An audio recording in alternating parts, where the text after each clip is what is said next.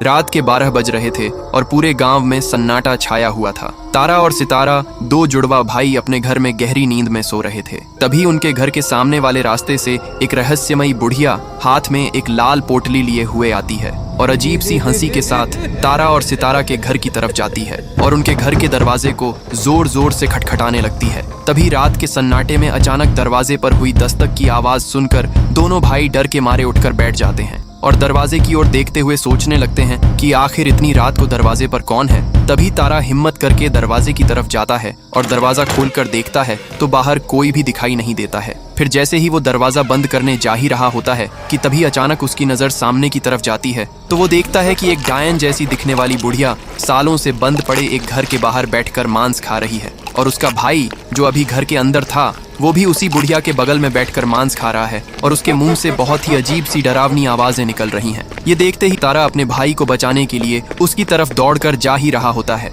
कि तभी वो देखता है कि अचानक वो बुढ़िया रहस्यमयी तरीके से गायब हो जाती है और उसका भाई वहीं जमीन पर गिरकर बेहोश हो जाता है। तभी तारा जल्दी से अपने भाई को उठाता है और उसे लेकर गांव के सुनसान इलाके में बने एक पुराने हॉस्पिटल की तरफ भागने लगता है। तभी भागते भागते अचानक उसकी नजर सड़क पर सामने की ओर जाती है तो उसे वहीं रहस्यमयी बुढ़िया फिर से सड़क के बीचों बीच खड़ी दिखाई देती है, जो चिल्लाते हुए कहती है कि तेरे इस भाई ने मुझे और मेरे बेटे को उसी घर में पैसों के लिए जलाकर मार दिया था। जा, जितना इलाज कराना है करा ले, लेकिन तेरा भाई नहीं बचेगा। तभी तारा बुढ़िया की बातों को अनसुना करते हुए तेजी से अपने भाई को लेकर हॉस्पिटल की ओर बढ़ता है, लेकिन इलाज के दौरान उसका भाई वहीं तड़पते हुए दम तोड़ देता है। लेकिन फिर भी आपने उस बुढ़िया और उसके बेटे के लिए लाइक और सब्सक्राइब नहीं किया।